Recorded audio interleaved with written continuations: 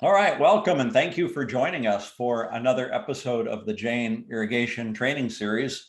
I'm Richard Restuccia, your host today, and today we're going to be talking about a subject that I think is fascinating to a lot of people. And I'll tell you why I say this. Oftentimes when I talk about irrigation or maybe I'm at somebody's house for a dinner party or a cocktail party, if I start talking about irrigation, you get that glazed over look pretty quickly. But anytime you start talking about the cannabis business today, you get a lot of interested people. So I've been working in this area for about 6 or 7 years now. And the other thing I've noticed is that general interest has turned into a big interest to a lot of people coming into the growing market. Right. So it's attractive to people. The money seems to be good. And we're actually getting a pretty big glut of people entering it. And as a result, I think supplies have been high and prices have been down. So then I think about what can make a big difference to a grower right now in this arena, and that is the irrigation and fertigation and what nutrients are going to the plants will make a big difference in yield as well as quality.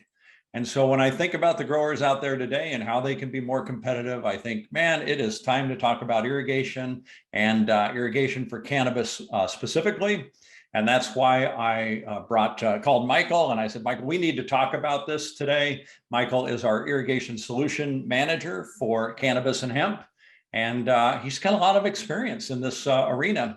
That's for sure. He's worked on a lot of big grows across the US over the past few years. Michael's been a landscape contractor. He knows a ton about irrigation and has a bunch of marketing skills to go along with it as well. So we're really fortunate to have Michael with us today to take us through the components of a cannabis irrigation system. Michael, welcome. Thanks for joining us today. Yeah, thank you. Thank you. Yeah, you made a great point when, when supplies are in such high demand, if you don't know the supplies, how these components work, then it's harder to find an alternative for it. And so, with things the way they have been, with the scarcities over the last couple of years, I really wanted to put together a deck that showed, not only the components we should be using, but kind of explain how they work. That way, if you can't find, maybe your first option, ultimately, you can ask informed questions to find the solution that maybe is in stock, and we're fortunate at Jane that we have so many different SKUs and then we have multiple options for the same application. And so knowing how they work is going to be crucial. Yeah, and two things come to mind too. When I talk to people in the cannabis business that talk about irrigation and water, man, they are interested, they are educated, and they want to get better. And I really appreciate that.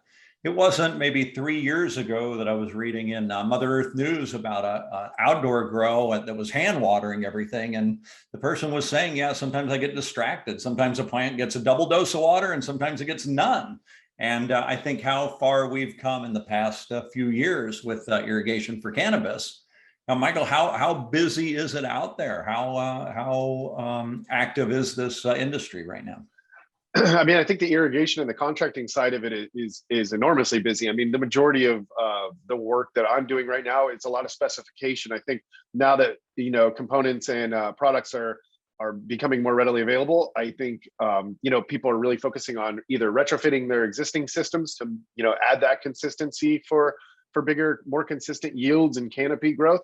I also think on the specifier side, since everyone feels a little more safer investing in it because of the years past where they've seen the success stories. So I think where there might have been some trepidation 5 years ago, these builds that we're seeing now are massive 3-story layers inside warehouses, and it's come a long way. It's a more refined process on the spec side that is incredibly busy. I know there's some saturation on the distribution side, getting rid of the product, anywhere from between wholesale, retail, the price being driven down because of so much product, in stock.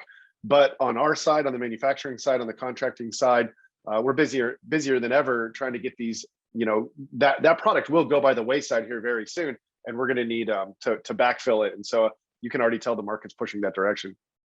Yeah, interesting. So today we're going to learn about the components of a cannabis system. And basically this is for somebody just getting into it, right? This is more of a starting place. We're not going to cover all the details. Is that right? Yeah, I think I typically, we've talked in the past from a design and a troubleshooting standpoint. I've always been, even on the irrigation contracting side, you always want to start at your source of water and work your way all the way to the emission device. And so when I put these presentations together, I always want to make sure that the growers that are watching, they do the exact same thing. So as you're looking at the different components involved and making the right selections or making the right decisions on what you should have, you should always start at your source of water, which is either a well, a reservoir, a tank, whatever it is.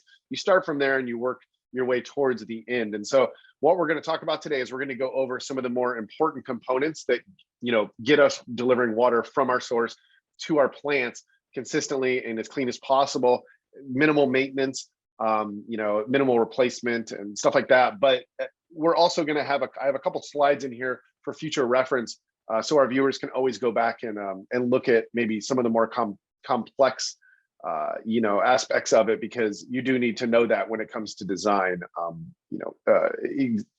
many how many heads you can put on a zone and stuff like that. Okay, great. That'll be really helpful. It's amazing what just a little attention to this area will do as far as results. Exactly. And so what we did is when we came up with the idea for this topic, this comes from discussions that I'm having with growers every day. A lot of the spec side, a lot of new growers that are trying to automate their systems. They want to know how these components work together and what the role of each of them is, in tandem, to make sure that that you're not wasting money on these things, and that you're also not overcomplicating things. With labor being such a hard thing to find now, the last thing you want to do is put a bunch of components in a system that your new labor force isn't going to be able to operate. And so you want things to be as simple as possible, consistent as possible, and as maintenance free as possible. And so we'll go over a couple items today and exactly why these are the best solutions for that. Hey, great. That's exciting. So on here, you see the topics that I'd like to discuss, and these are always the most important: filtration, automation, how are we delivering the water, and then how these components all work together. And so the combination of knowing how these items work and why they do what they do, and then in the end, we'll recap with how all of them work together in parallel to make sure that your systems is maintenance free as possible. Starting with, obviously, to me, one of the most important things, we were talking about your roses. When you make compost tea, when you're mixing something at a batch level in a reservoir, this is where clogging becomes a huge issue. And there's been a lot of animosity towards drip in the past because of clogging. And the main reason for that is because we're just not filtering our water properly. Now, just because you're adding compost teas or nutrients to a system doesn't mean you also can't filter. There's a right filter for every job. So depending on how thick your tea is, and that's going to be dependent on a filter. Now, you can put a filter on any system, but the main reason you want to select the right filter for a system is because you want to not try to overdo your maintenance. Any filter is going to need cleaning. We have a filter that is self-flushing, but it still ultimately is going to need some cleaning. And you don't want to have to be cleaning your filter every 3 days, every 4 days. And so to eliminate that, you're going to make the right decision up front. And that's why filters come with a plethora of different mesh options. And these are the screens that go inside. On this particular slide, there's a couple things I want to point out. These are Y filters. These are the most popular filters for most irrigation. We make plastic ones, glass-filled nylon, steel ones. So you have every option from every size to 1/2 inch up to, I think we make 12 or 14-inch filters. So there should never be a problem with flow being a restriction on filtration. So you can always find a filter for your project. And you can always switch out the screen inside. The screens are not super expensive, where maybe you do see it getting clogged more often than it should. You're spending too much maintenance time on it. You can switch that out. And so usually with our growers, when I'm working with them, I'll give them a 120 mesh screen, which is pretty in the middle. And if it's overly clogging, then we'll go to a higher mesh or a lower mesh, depending on how much maintenance they're putting into it. So you don't want to be spending too much time cleaning your filter out, but at the same time, you don't want to get clogged emitters, because all of a sudden now you're going to be compromising plant growth. That's when it becomes super restrictive. So we want to make sure you're always filtering on the primary and secondary side. And what that means is, when you're coming out of either your pump or your reservoir, we want to be filtering there, which is at a high level, typically 2 to 3, 4 inches, a larger flow. and then also at each individual zone valve. And we'll talk about valves here in a second, but this is essentially how we distribute our water, based on our hydraulics. The metaphor I always use is if you turn on every, faucet and shower in your house, very quickly the pressure in each one goes down. So what we do is just like a shower turns on and you don't run 3 showers at the same time. It's very similar to zone valves in irrigation. And we want to make sure that we zone our valves out properly. And then we're also filtering each valve properly. That way, not only are we automating, but we're also filtering our water. And once again, low maintenance, consistent canopy, peak yield, which is exactly what we're aiming for. The other 2 aspects on here below those 2 filters is a flush valve, which we're going to talk about in a second, because when we trap all that debris still doesn't, unless you're flushing every single time out the bottom of your filter, which nobody is doing, that debris does make it back into the line. Well, we make a great component here, and it goes at the very end of your zone, and it's going to flush the debris out every time you run your system automatically. And it's not an expensive device, and it moves air and debris out of the end of the zone, and it keeps your system clean. It keeps your emitters working consistently, which is exactly what we're looking for. Then the last diagram, it shows, I get this question a lot, is, what is going on inside this Y filter? And this is a great illustration showing how the water goes in, how the spin clean filter works as a natural flushing, component or device, where it's going to clean the inside of that filter every time the system runs. And, that's something that not a lot of manufacturers, if any, offer it. So that's why, we really like our spin clean filter and why it's such a success in the market.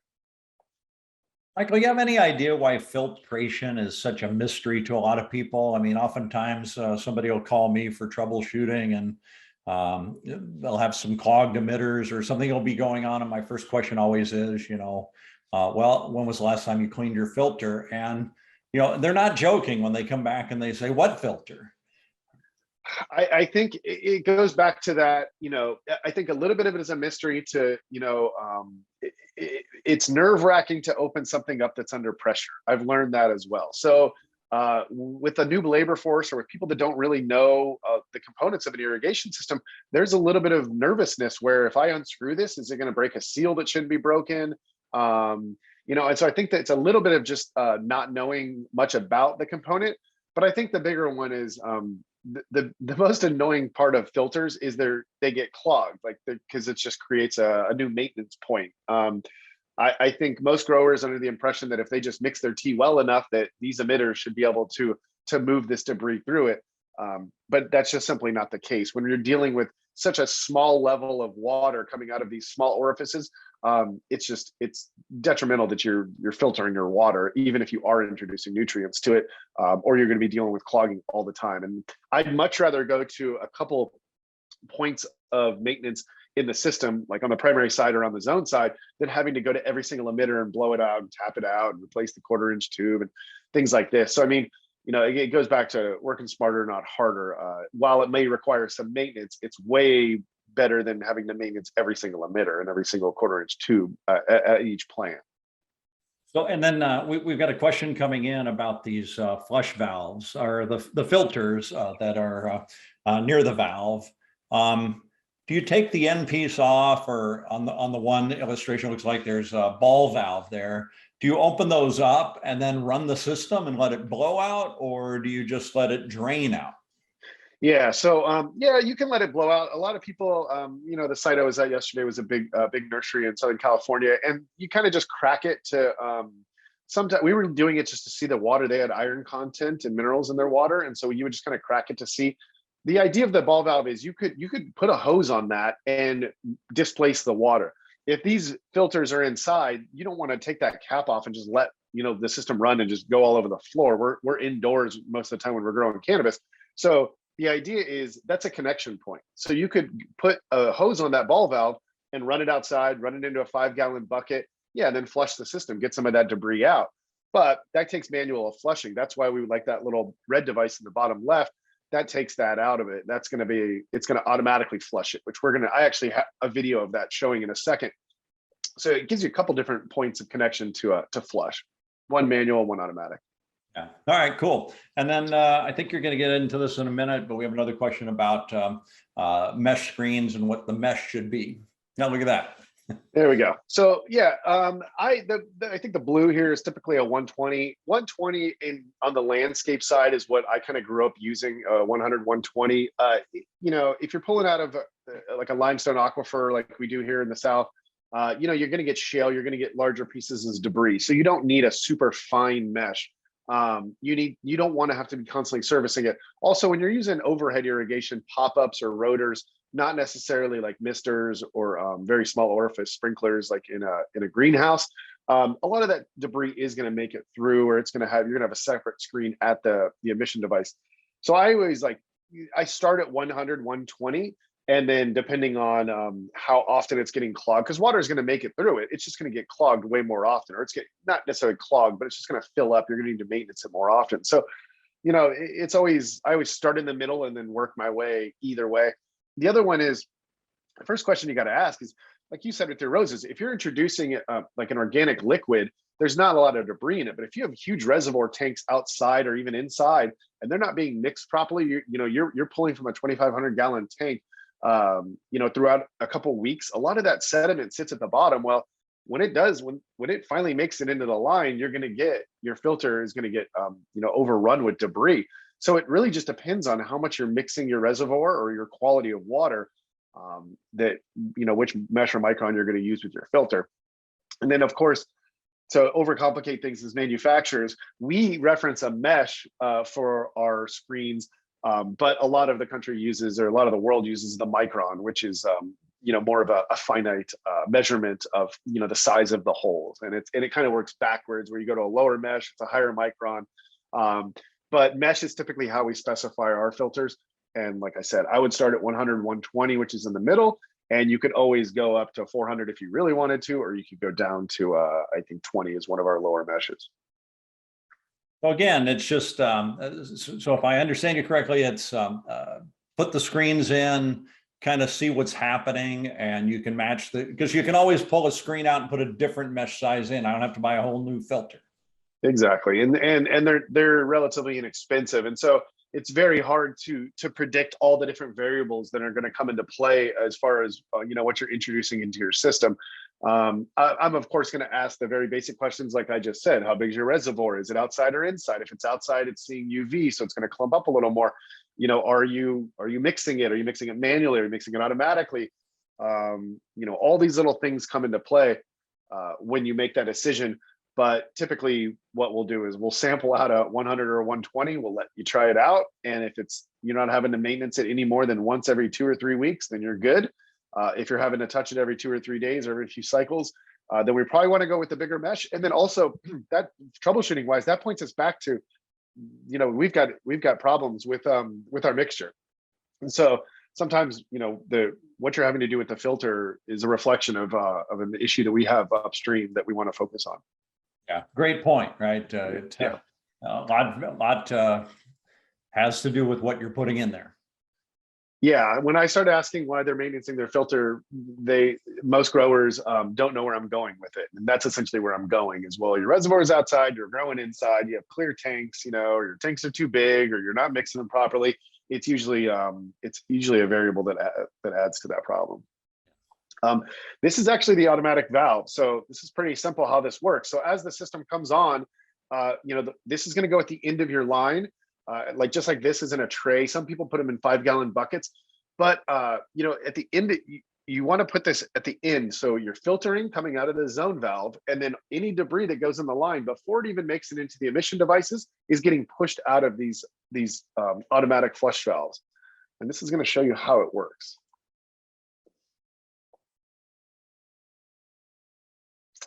So it seals right back up on its own. And the cool thing about these ones that we have is you can flip the diaphragm in them from low to high flow. So if it's taking longer than that to close, you can flip the diaphragm over, and the grooves in the diaphragm will allow it to close faster. So you're still displacing the water and the debris, but you're not having so much water that you're going to have to deal with, because obviously slip and fall, stuff like that. But we use these in landscaping a lot. This eliminates that whistling you hear in emitters or in inline emitter line all the time, because it's pushing the air out as well. But it's also moving any chunks of debris out. And you don't have to go and open the ball valve on the filter like we talked about earlier. I was going to show that one more time. Yeah. And they should really be on the end of every line, right? So that you get this repeated every time the valve opens and closes, it flushes. That's right. Yeah. So at the end of every table, you know, if you have a 40-foot table or a 60-foot table, this is going to go at the end. And this is regardless of, you know, we're going to go into emission types here in a second, but this is regardless of emission types. Anytime we're using any drip emission devices, we're dealing with very small amounts of water at a very high pressure or a decent pressure considering the size of the tubing. So you definitely want to make sure that you're putting something like this on.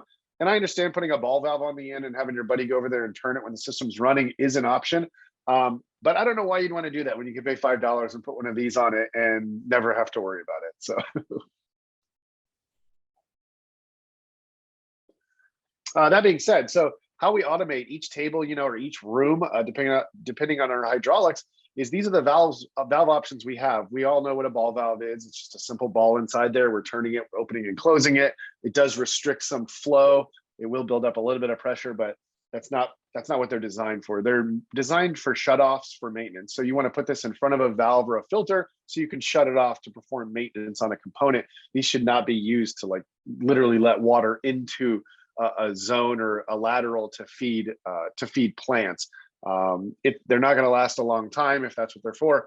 But typically when I've installed ball valves, I put them on the front side of my valves. That way, if I ever do need to work on my valve, I can turn it off without having to shut down the system. So that's when I use ball valves. I don't use them for anything that should be automated. Everything should essentially be automated. None of these components cost a substantial amount of money unless you're buying obviously hundreds of them. And automation and reduction of labor is where we get, you know, that's where our margins on our yield are improved. And so we really want to try to focus on automation. And the good thing is I'm seeing a lot of growers now, they don't even ask how to do it manually. They want to know how to automate it right off the bat. And you can bleed these valves so they work manually, but ultimately you want to have the system set up where these components can be automated off a controller so we can consistently water things. Michael, what's the orange tag on the bottom left valve, you know, kind of on the side there? So, so you can bleed a valve a couple different ways, and we're going to show that action here in a second. The different aspects of this, the top is the flow control. So that's just like the air relief valve. And this is a huge misunderstanding with valves. A lot of people try to turn that, that's how they try to turn their valve off, or they try to control the amount of water moving through the valve. Flow control, the only reason you're going to use that is if there's fluctuations of pressure or water in your system, or if your valve is taking too long to shut down, you're going to just take a couple cranks on that flow control. And what you're doing is you're lessening the atmospheric pressure in the top of the diaphragm, which we'll show in a second. And by doing that, your valve shuts down faster. Now on these 3/4 and 1 inch valves, it's not really that big of a deal. It doesn't usually happen. But when you get into 1.5 to 2 inch valves, these valves will take up to a minute to close down. Well, if you've got another valve in your system turning on, you're depriving it of that water, it's going to struggle to open and it could hammer, or it could just struggle from one to the next. And so what you do is you make adjustments on that flow control knob to lessen that pressure. And then that way the valve is going to open and close tightly. That being said, you can bleed a valve a couple different ways. And when I say bleed, you're just manually turning an automated valve on. You can turn that little solenoid there and loosen it because you're just letting air out, just like you're letting air out of a tire. You're letting air out. By doing that, it's allowing the diaphragm to pop up inside and allow water to pass. Well, we don't like stripping out solenoid threads because if you have water in that valve and you loosen that solenoid and you can't get it back on, that's going to be a problem. The valve's not going to shut down. And so what we've done is we've put a little bleed mechanism on the back side of it, so you can turn that on and off without affecting the threads on the solenoid. Yeah, it's so cool. I love that feature on that valve because I have snapped a solenoid off a time or two without a spare nearby, and a small project turned into a half-day job as a result. Yeah, there's not a lot of threads on there, and they're very small.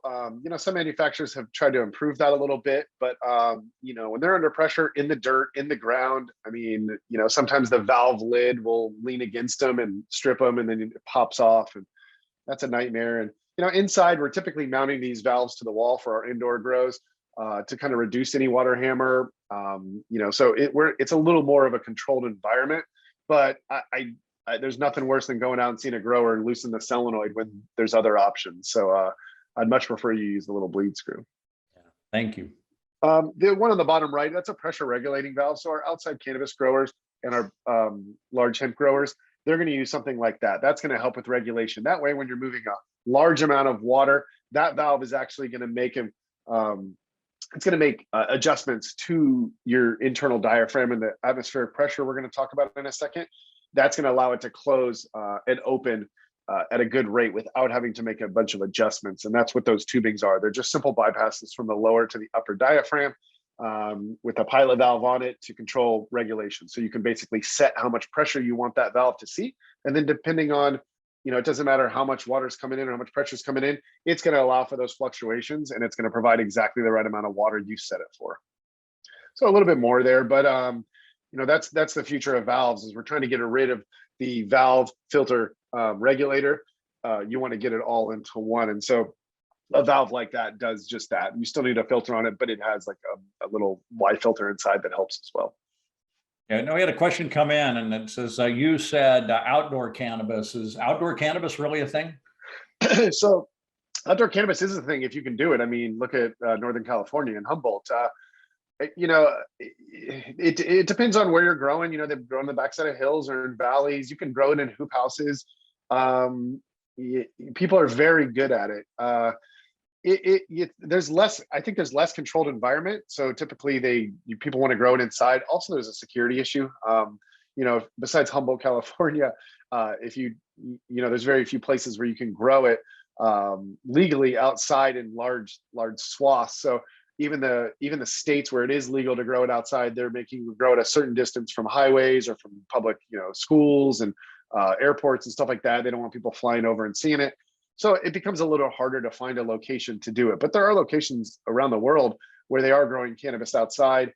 I'm not a huge professional a perfectionist when it comes to the plant. I'm way better at watering these plants than I am knowing the species and everything about them.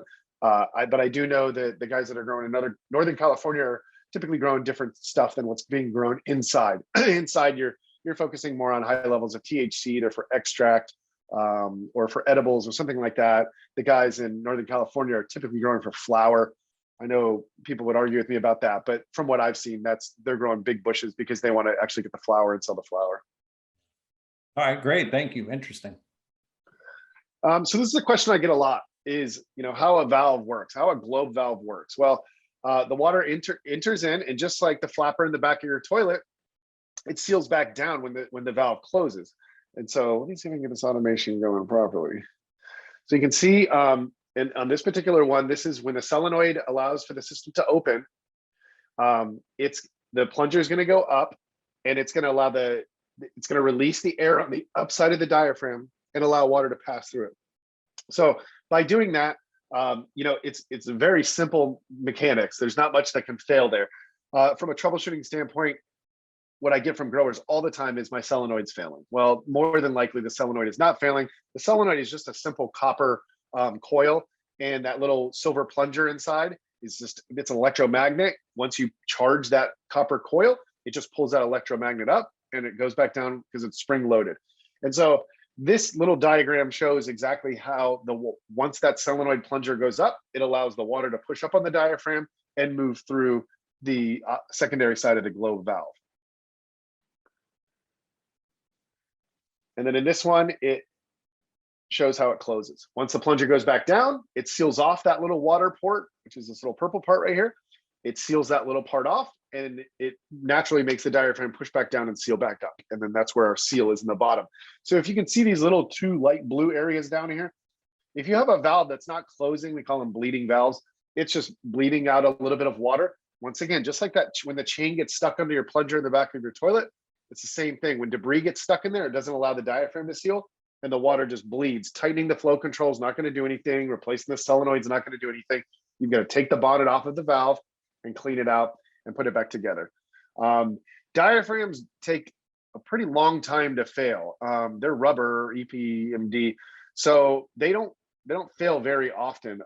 They have to be in the field a pretty long time or be under pretty intense situations before they start warping or literally breaking. Some have broken apart, but typically it's just a clogging issue. And when solenoids fail, you'll hear them buzz because they've either been hit by lightning, or they're just not getting the right voltage because of bad connections, and they're just going to buzz. But you can see in that how, you know, the solenoid has not really much to do with the mechanics of the valve beyond just opening that little port to allow for the air to pass.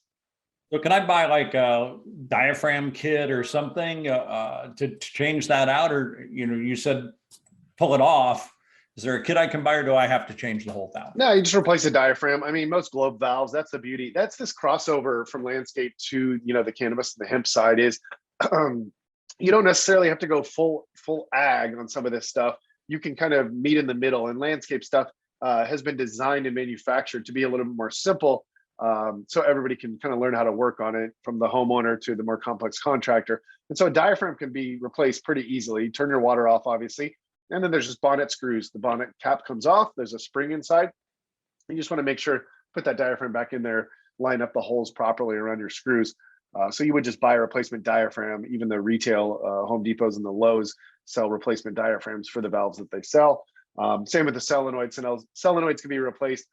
But as I mentioned, the only time I've seen solenoids fail is when there's like a lightning strike in the area, or the connections have just been sitting in water for so long that it's corroded the copper aspects inside the coil. Great. This one is this one is the bleed screw. So on this particular one, this valve that is illustrated here has the bleed screw on top. You know, as we mentioned before, we have the little red tab, but it's the same principle. Once you bleed that air out, it allows the diaphragm to push up and allow water to pass over this globe wall. And then obviously when you close it, we'll twist the diaphragm shut. Sorry. You'll twist the diaphragm shut, it will push down on the diaphragm, and it will seal back up. So it's kind of the same mechanics of when it's getting the automated signal from the solenoid, but you're bleeding it manually. And that's why not put an automatic valve on your system, so you can be bleeding it while you're maybe running your wire and putting a controller on the system. Yeah, what a simple operation, right? The most reliable. Yeah. I mean, why mess with it if it's simple? So then once we filtered our water, we've applied an automatic or a manual valve. So now we're controlling our water. We know our quality of water is good, and we know where our water is going. We have it automated, so it can run on a water window or on a schedule consistently. All these things are going to play into that canopy growth that we want. We've talked about this in the past. I know right away when I walk into a system and the canopy is all over the place that we've got some issues with consistency. It's typically because something's being manually done, and we want to try to eliminate that by, you know, adding these components and letting them work together. That being said, now that we've filtered our water and automated it, how are we delivering this water to the plant itself? And there's a few options for that. And I'm going to go over 4 of them, maybe 5. And you know, this is kind of where it's up to the grower to figure out how they want to, you know, what components do they want to use, given the resources they have, budget and size of the plant, size of the pot, growing medium, things like that. These are a couple pretty self-explanatory options. We have our ClickTIF pressure compensating emitter. This is a pretty cool little emitter. They bury them in Fresno and in the Valley. So, you know, if you can bury an emitter and it still keeps working, then it must be a pretty good emitter, but they can run sludge through these things. So for my growers, I love giving them a ClickTIF, because in the past where they're getting something maybe from a retail outlet, it's getting clogged all the time. The ClickTIF is going to self-flush the debris through it, and it's either going to make its way out of the tube or it's going to make it out of our automatic flush valve that's at the end of the line. And then I've added a couple little illustrations here to show how it would actually distribute the water. You know, if you're in a field, you can put this right off of the supply tubing, but if you're indoors, you really want to make sure you capture every drop. And so this would typically pluck into the supply line, and we would have like 1/4-inch Emitterline distributing the water around the base of the growing medium, or we would have it just maybe 1 or 2 dripping right into the side of it. Once again, depending on the pot size and the growing medium. And then the one on the right is a take apart emitter. You know, some guys like to be able to take them apart and flush them out, maybe take that little diaphragm out to get more water out of them. You know, if you are still getting clogging issues, or you can't maybe afford a filter in the flushing aspects, then you go with a simple take apart emitter, and then that way you can you know, you can flush them out and clean them at each one. But I mean, if you have 60 plants and 120 emitters, you can imagine how time consuming that can be.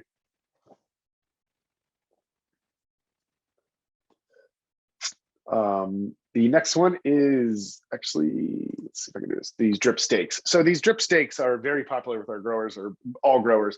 The pre-assembled manifolds, this is like more of an economical version. If you have thousands of plants, it can be very hard to put a pressure compensating manifold, on every 8, 10, or 12 plants. And so this is a more economical version, and it also helps move the water into our coconut wools, and maybe if it's not soil, we want to really move the water down through whatever our growing medium is. This is a pretty simple option to do that. And you want to make sure you use a little pressure compensated emitter like that click TIF, and then you can run it off, singularly. You can run it off 2, or you can run it off 4. Something to keep in mind there is if you're using a 1 gallon emitter though, and you break it up 4 times, now you're only distributing a quarter of a gallon. It's gonna take a long time to run. Well, if you've got a lot of plants, you don't want to be running your pump or running your system for days at a time. So we want to kind of meet in the middle of making sure we're getting the plant what it needs and meeting its demand, while also fitting into a water window of when we can be running things. That's a really interesting point. I hadn't thought of that, right? This is some of the value I know in the Octa bubble you're about to show. Yeah, exactly. And I mean, the ideal way to do it is a PC manifold like an Octa bubbler. And you can get eight plants off of this, or at least 8 leads, but you could come off and then split it 2 different ways and feed 16 plants. But the pressure compensating aspect is huge, because what this does is this eliminates any variables in your system that maybe you just didn't account for. And now, regardless of how much pressure or how much water we have going into the Octa bubbler, as long as it's getting 20 to 40 pounds of pressure, it's going to make sure that it delivers 4, 6, 10, 20 gallons, or excuse me, 2, 6, 10, or 20 gallons per hour. And so at an hourly rate, you could have your system running for a long amount of time. So we want to make sure we're putting down the right amount of water, not necessarily as fast as possible, but we don't want to be delivering water any longer than we need to, and running pumps longer and draining reservoirs. And so ideally, you're using a PC manifold like this. And I provided an illustration in the bottom. It shows just what we've talked about: valve, filter, emission device, air relief valve. So I mean, it's that simple. It's those components. And all you're doing is, depending on the scope of your project, you're just adding more of them or less of them, but it's ultimately all the same components. Yeah, talk about a clean, beautiful setup right there on the bottom. That looks beautiful. Yeah, and I mean we've seen this. This is the ideal scenario. We have, like, for the people out there that maybe have tried to troubleshoot this component before, we've had people try to take out the little flow inserts inside.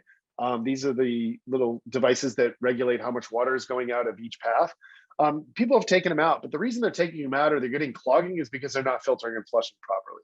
So anytime I've been troubleshooting an Octa bubbler, it's either not enough water going into the PC manifold to open and close and distribute properly, not enough pressure or too much pressure, or they're getting clogging issues because they're not filtering and flushing. So the way I always explain it is the Octa bubbler is at the mercy of what you've designed. So it's not sitting there at night formulating ways to frustrate you. It is simply just reacting to the system variables that exist and that you've provided to it. And so it's up to you to use how it's not working to your advantage from a troubleshooting perspective. And that's usually how I take it, is like, look, I know you wish that if I sent you a new Octa bubbler, it was going to solve the problem, but more than likely, it's not the problem.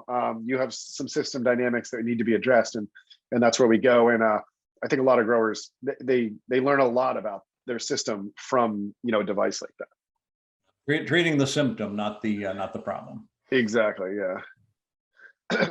So a couple little emitter types. Some of the outdoor growers or the hoop houses that are using inline Emitterline. I wanted to put a couple of these slides on there, maybe for future reference. Just to kind of show how the water leaves the tubing path and it goes through, what we call a cascading labyrinth, which is what traps our debris, to make sure that the water little inlet or outlet is not getting clogged. And so what we have is our debris gets trapped against the sides of these little teeth inside, and then the next time the system runs, it flushes it out. So it's self-flushing. I mean, I can't stress enough the flushing and the filtration of this. I think I've made it pretty clear that with the small water droplets, you've got to make sure you don't have any debris.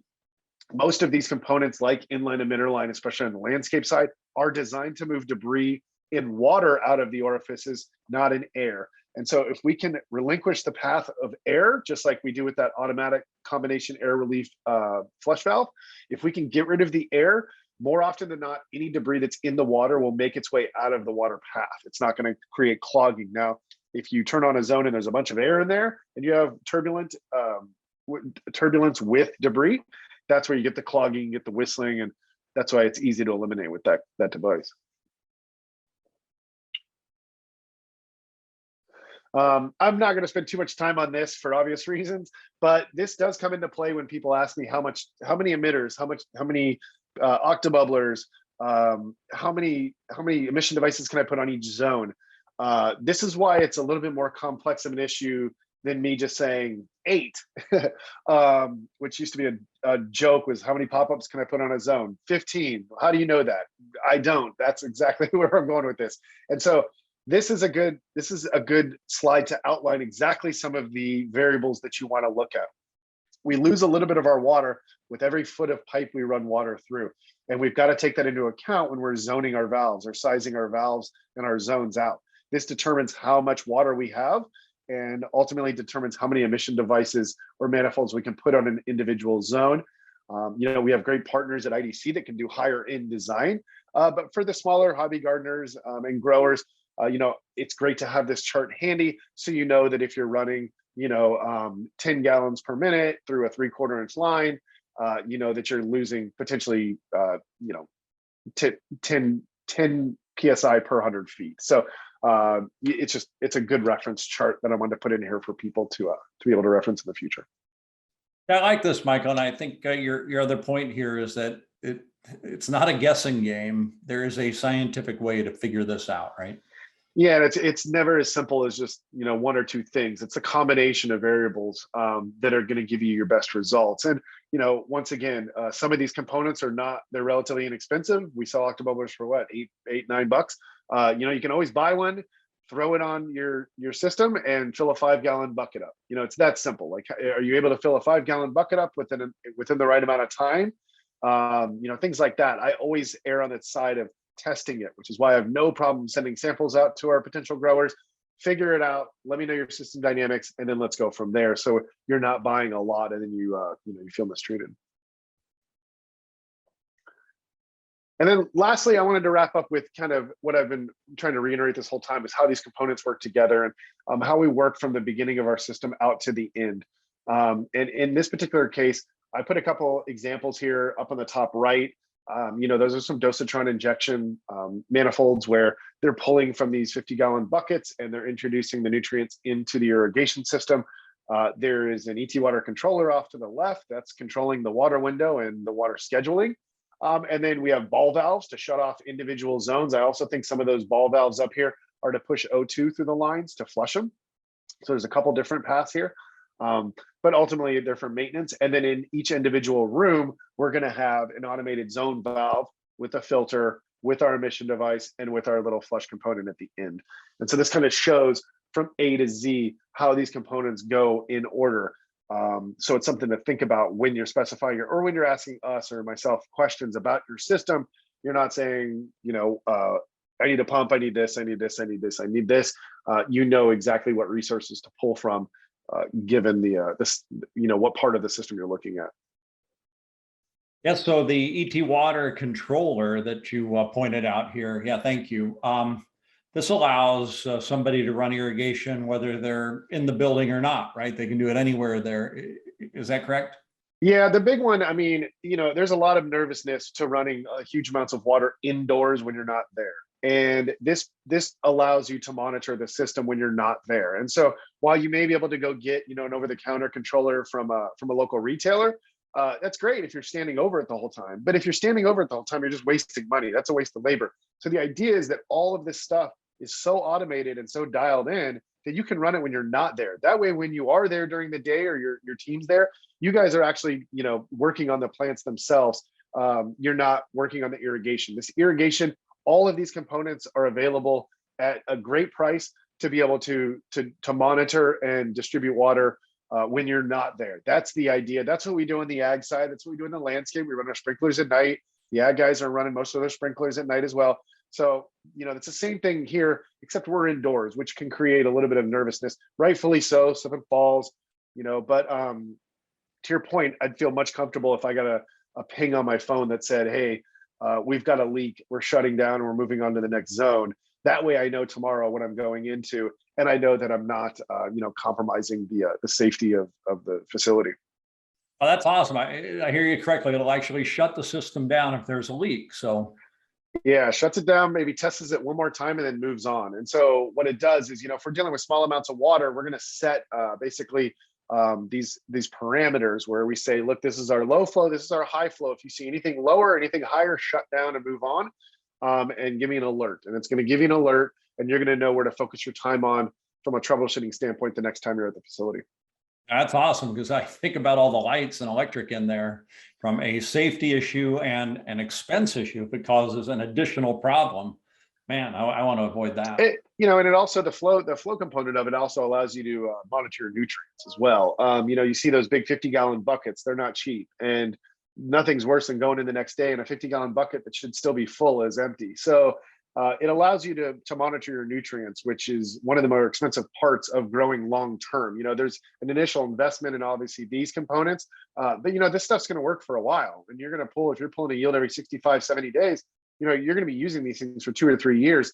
But when it comes to nutrients, you're going through them very quickly, and there's a real easy way to monitor whether or not you're using them properly, and that's with a flow sensor and the flow parameters behind a smart controller.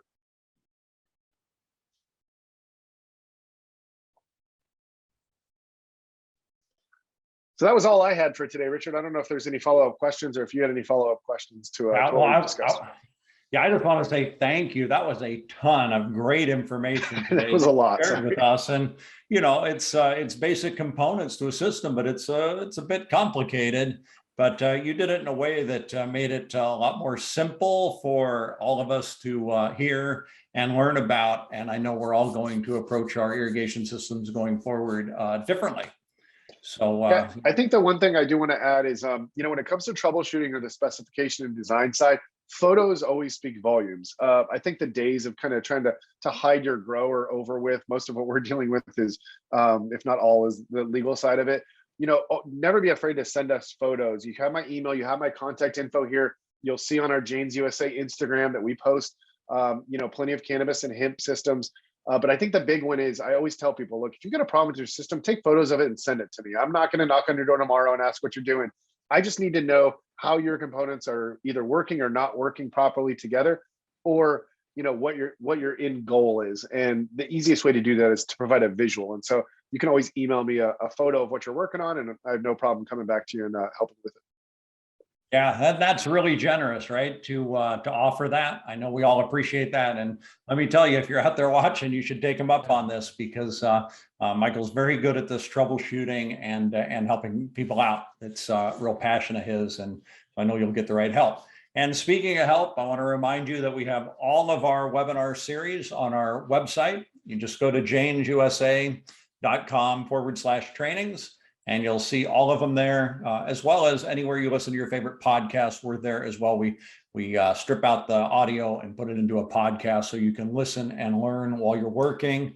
When I see so many people doing this, it gives me a lot of hope for the future of irrigation, conservation, and sustainability, to know people are educating every day to be better at water management. And that's great to hear. So, Michael, again, thank you. Thanks to everybody who joined us today. And we'll be back here on Friday, and we're going to be talking a little bit about video again, and how you can put marketing programs together through video to improve the brand that you're working for. This will be Chris Sabarisi from Corona Tools, does a great job with these videos, and he'll be on talking about that. So anyway, thanks everybody. Hope you have a great rest of the day, and we'll see you guys back here on Friday. Thank you. Thank you.